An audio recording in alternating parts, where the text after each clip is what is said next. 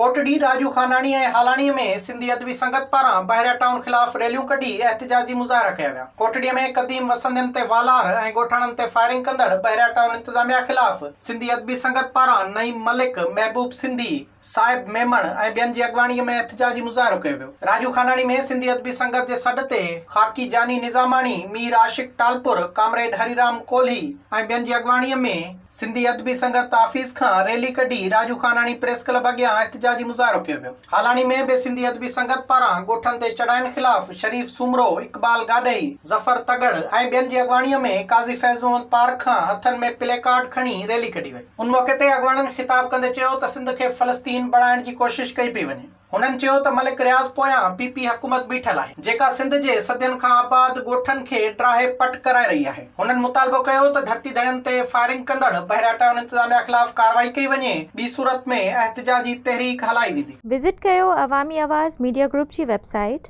awamiawaz.pk।